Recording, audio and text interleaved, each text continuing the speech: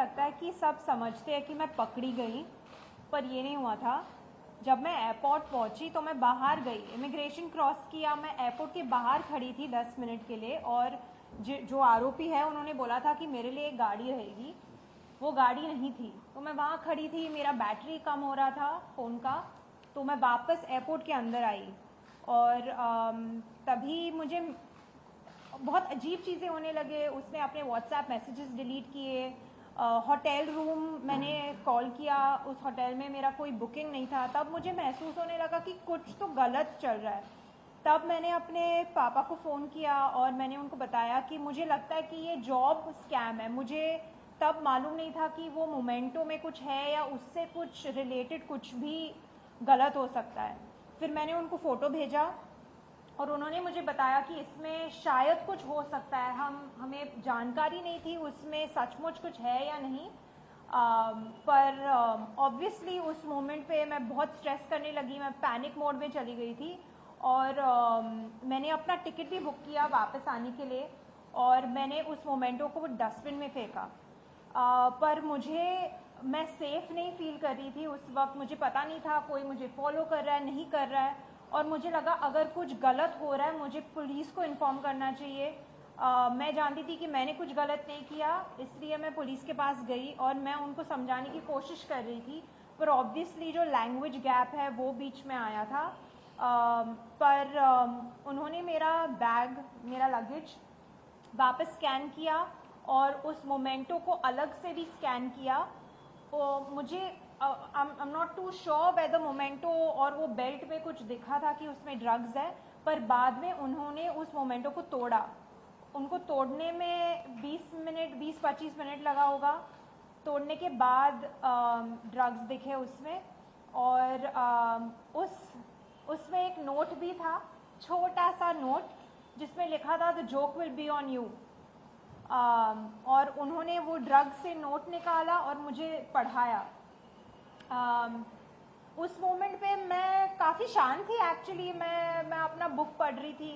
उन्होंने चेकिंग किया और फिर उन्होंने बोला कि इन्वेस्टिगेशन, कुछ क्वेश्चंस पूछने के लिए हम जेल जाएंगे, और वहाँ पे कोई फीमेल पुलिस नहीं था, जो उनका हेडक्वार्टर्स है वहाँ पे। पूरी रात कोई पुलिस इंस्पेक्टर नहीं था, तो वो मुझे जेल लेकर गए और कोविड टेस्ट कराया, और फिर मैं जेल में 27 डेज के लिए रही। Does that answer your question? जी थोड़ा मतलब जेल कैसे how depressing it was to be in that very jail for not committing a crime for which you were arrested. I would like to say the first thing that happened to me was a major culture shock, because obviously I couldn't understand what everybody was saying, and there were different nationalities all put together in the same jail. And I don't think they were understanding that I went and reported the crime rather than being arrested.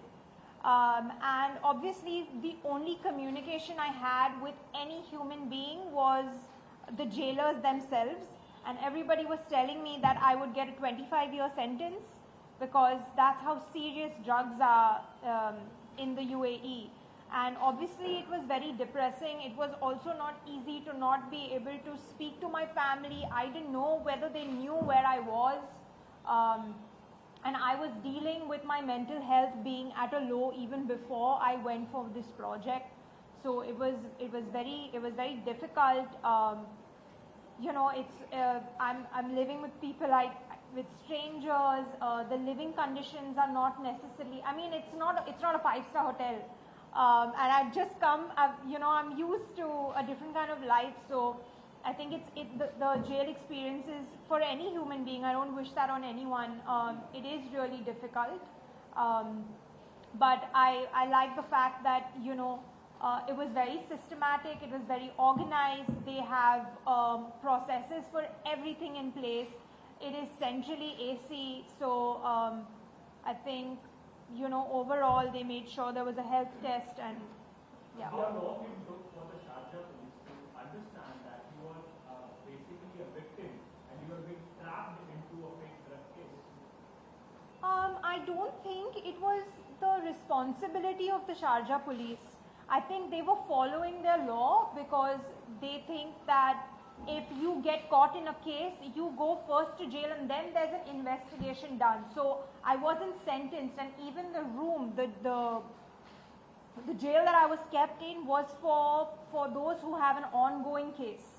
So it was in the hands of the prosecution to go through the investigation, and I would say that they went through pretty fast with it, because there were many people who were in jail who came way before me with drug cases and being falsely framed. So I thank them for their speed with whatever they did. Police के पास जब ये जांच पहुंची, आपको जी। कब पता चला? आपके मन में उम्मीद कब जागी कि हाँ अब मैं यहाँ से बाहर निकल सकती हूँ, अपने देश लौट सकती हूँ? Also adding to that, was there any loss of hope or any hopelessness, especially when the jailers and the other inmates kept telling you that you definitely get 25 years for drug possession? Did you lose all sense of hope? 100%. I did lose all sense of hope, especially because, as I said, I had no conversations, no communication with people on the outside.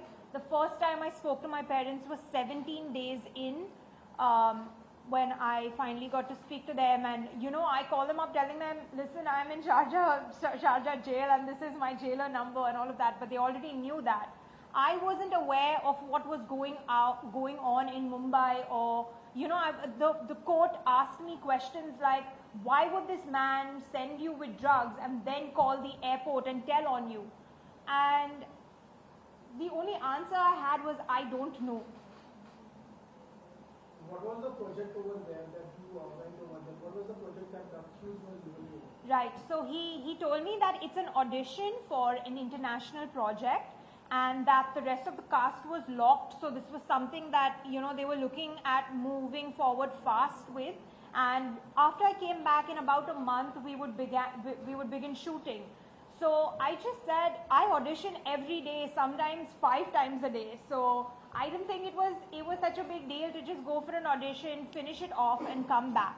And even the agency that he sent me to was a legit agency. It does exist in Dubai, and it is very good for modeling and advertising, and I'd done my research, but I think he was able to trick me on the front that he was a financer to the project and he was working with this agency to start this project. Yeah. तिलक साहब, आपसे सवाल है, ये जो 3 आरोपी पकड़े गए, उनको कहाँ से पकड़ा था, कितना वक्त लगा, और साथ ही साथ एजेंसियों से संवाद करने में, कम्युनिकेट करने में कितनी दिक्कतों का सामना करना पड़ा, पुलिस ने किस प्रकार से एजेंसी को कन्विंस किया इस बात को विश्वास दिलाने में, ये निर्देश? जो आरोपी थे, फर्स्ट आरोपी फर्स्ट डे ही पकड़ा गया था. फर्स्ट एंथनी पॉल है. So he was arrested on the very first day, and then second was Mr. Bobhate, and he was also going by the name of Prasad and Ravi. So he was arrested a day after, and third was Shanti Singh Rajput. So all these 3 were arrested in a span of 4-5 days. All these were arrested, and then they were in police custody and later in jail, and they are still in jail. The third accused has got bail, but 2 are still in jail. And the charge sheet was done on time, and there was the coordination part. So they had a lawyer in Sharjah, and whatever investigation and papers we did, so the lawyer was the investigation that we had and the charge sheet was done. So that fact and whatever relevant was there, they took it from us, and accordingly they coordinated. When did you realize that there was Anthony Paul behind? Did you have any clue that, and when did you realize that? I didn't have any clue. In fact, every single second that I was in jail, I went on trying to make sense of why would someone do this to me? Why would Ravi do this to me when I didn't know this person?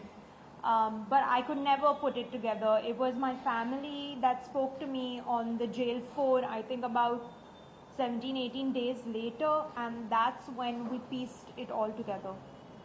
What was your response when you learned that this was the reason why this was done, and did you know him before the incident? I have met Anthony very briefly once or twice. I wrote a script and he said he was interested in financing the script, in taking it forward, but I didn't see him taking any interest in the work itself. But that being said, because it was Ravi and I never met him, And did you interact with Clayton, or did you then find out as another person who's fallen prey to the same racket in Sharjah? So when I reached the airport, there was a female police officer who told me that they found the same note with the same saying in someone else's luggage. She told me it was a cake, and she said he was a DJ, but I didn't know he was from Mumbai. I didn't know his name. She just, felt like she should give me this information, and that's how I know. But I've never met Clayton before. Did you meet Clayton in jail in Sharjah? The jails for women and men are separate. So did you request the authority, jail authority, that because he is also friend with the same case, so that basically that you wanted to interact with something, that how he and you were both. So my mother came to jail and I couldn't interact with her. So you can't really go outside the bars unless you're allowed to. आप बताया जा रहे हैं कि जिस व्यक्ति ने आपको फिक्स किया है, जिस व्यक्ति ने आपको फंसाया है, जी। उसके व्यक्तिगत आपसे दुश्मनी थी, क्या कारण था कि उसने ये कदम उठाया आपको फंसाने के? मेरे ख्याल से पर्सनल कोई दुश्मनी नहीं थी, लेकिन मम्मी के साथ एक बार एक स्ट्रे डॉग पे कुछ यहाँ वहाँ बातें हुई थी, पर ऐसा कुछ हुआ नहीं था. मैं उनको इतना जानती नहीं हूँ कि मेरी उनसे कोई दुश्मनी है, पर वो शायद इतने लोगों को प्रोफाइल कर रहा था कि हु आर द आर्टिस्ट जिनको फंसाया जा सकता है, whether it's Clayton or Ken or I don't know. Ken Rodriguez, yeah. Not necessarily. Okay. So whoever else were all freelance artists, not someone who has a job, and people who are looking out for work all the time. That's how freelancers work. So he was profiling all of us. It had nothing to do with me personally. इन आरोपियों ने drugs कहां से procure किया था और कैसे उस memento में इंस्टॉल किया और फिर कैसे क्या? तो जो थर्ड आरोपी था हमारा शांति सिंह राजपूत, उसके थ्रू एंथनी पॉल ने ड्रग्स मंगवाया था और उसके बाद मोमेंटो में प्लांट किया था. तो ये 3 लोगों ने ही मिलके किया था. तो main mastermind was kind of Anthony Paul, अगर आप मेन उसमें जो प्लानिंग कर रहे थे, और बाकी 2 जो है ये लोग भी थे, और शांति सिंह राजपूत तीसरा था. वो वीड्स लाने में, जो ड्रग्स मिले थे उसको लाने में उसने हेल्प की. And you still had to, even after acquittal, there was a long period before you could come back. Yes. So how frustrating was it to be out of prison but not being, and being acquitted but not being allowed to return to the country?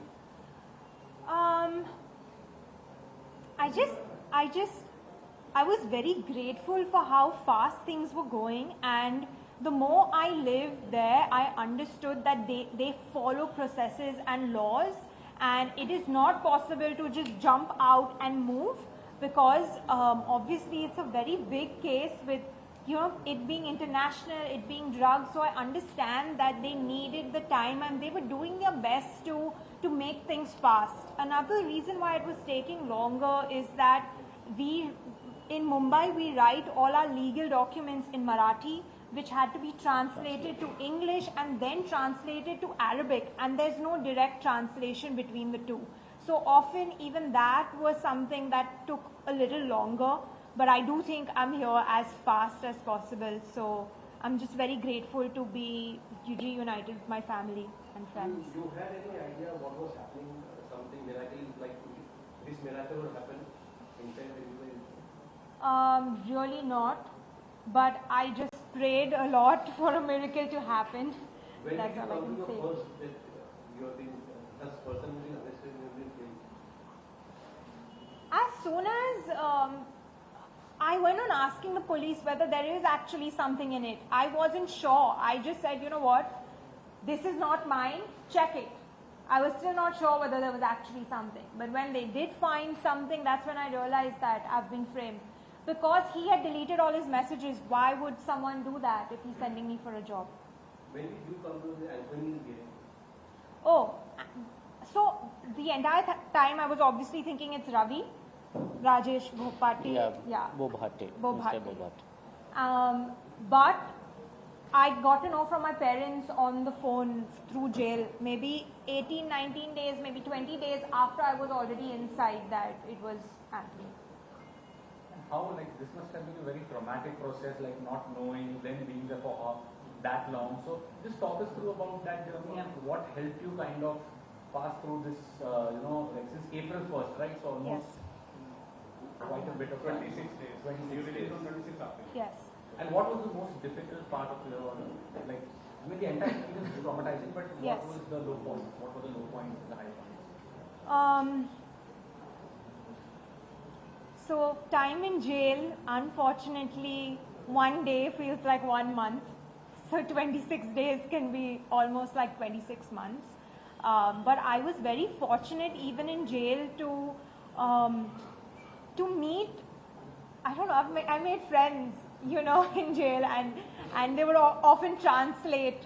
And there was a TV in jail. I used to watch the TV and look at my friends, look at my co-actors, and hope that I could come back and always feel like that's where I want to be. This is not where I want to be.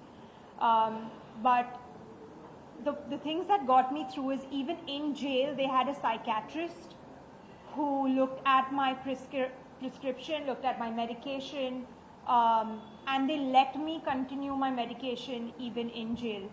There was a nurse that came around every evening, and we were allowed, everybody, whoever had blood pressure, etc. There were older inmates as well.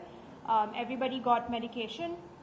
And every evening I would buy a ticket and speak to my family. It was 25 dirhams for 8 minutes. And beyond 9 o'clock, it was longer, about 11 minutes. So I used to wait to speak to them. And even every day after I came out, my family there was just amazing. I was very lucky to live with them, and my cousins there took me out. They took me to the Burj Khalifa, and I was not in the mood, but it was nice to just have a nice experience. And my family is everything. I think they are more the victims than I am.